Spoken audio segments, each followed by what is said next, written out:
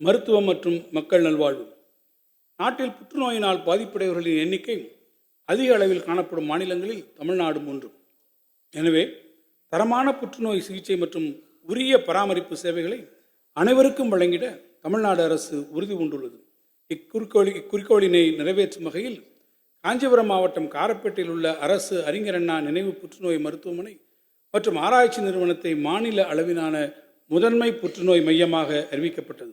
அதனை தரம் உயர்த்தி உலகத்தரம் வாய்ந்த புற்றுநோய் கண்டறிதல் மற்றும் சிகிச்சை, நோய் ஆதரவு சிகிச்சை உள்ளிட்ட பல்வேறு சேவைகளை 800 படுக்கைகளுடன் கூடிய தன்னாட்சி பெற்ற மையமாக செயல்படும் வகையில் அடுத்த 2 ஆண்டுகளில் 120 கோடி ரூபாய் நிதி வழங்கப்படும்.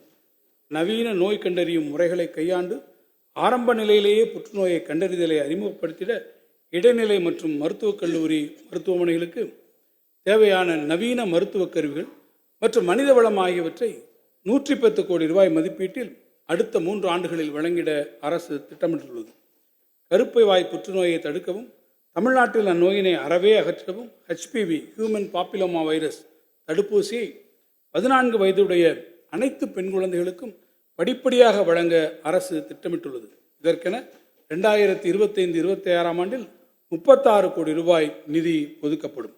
மேலும் அனைத்து மகளிரும் பயன்பெறும் வகையில் அவர்களது வசிப்பிடங்களுக்கு அருகில் சென்று நடமாடும் மருத்துவ குழுக்கள் மூலம் முக்கிய புற்றுநோய்கள் மற்றும் இருதய நோய் ஆகியவற்றை கண்டறிவதற்கான சோதனைகள் மற்றும் வாழ்க்கை முறை மாற்றங்கள் குறித்து ஆலோசனை வழங்குதல் ஆகிய பல்வேறு சேவைகளை தன்னார்வ தொண்டு நிறுவனங்களுடன் இணைந்து வழங்கிட 40 கோடி ரூபாய் நிதி ஒதுக்கீடு செய்யப்பட்டுள்ளது.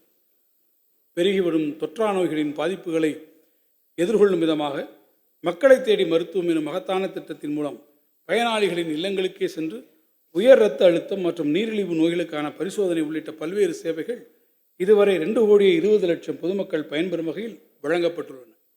தொற்றா நோய்களை கட்டுப்படுத்துவதில் முதன்மையான மற்றும் சிறப்பான திட்டங்களை தீட்டி செயல்படுத்தியதற்காக ஐநா அமைப்பின் 2024 ஆண்டிற்கான United nation inter agency task force award என்ற விருது தமிழ்நாடு அரசின் மருத்துவ மற்றும் மக்கள் நல்வாழ்வுத்துறைக்கு வழங்கப்பட்டுள்ளது. சாலை விபத்தினால் ஏற்படும் உயிரிழப்புகளை குறைத்திடும் வகையிலும் அதனால் ஏற்படும் மருத்துவ செலவினை குறைத்திடும் நோக்கத்தோடு நாட்டிற்கே முன்னோடியாக தொடங்கப்பட்ட இன்னுயிர் காப்போம் நம்மை காக்கும் 48 என்னும் திட்டத்தின் கீழ் 250 அரசு மருத்துவமனைகள், 473 தனியார் மருத்துவமனைகள் என மொத்தம் 723 மருத்துவமனைகள் மூலம் இதுவரை 3,43,156 நபர்களுக்கு 302 கோடி ரூபாய் செலவில் சிகிச்சை அளிக்கப்பட்டு அவர்களின் இன்னுயிர் காக்கப்பட்டுள்ளது.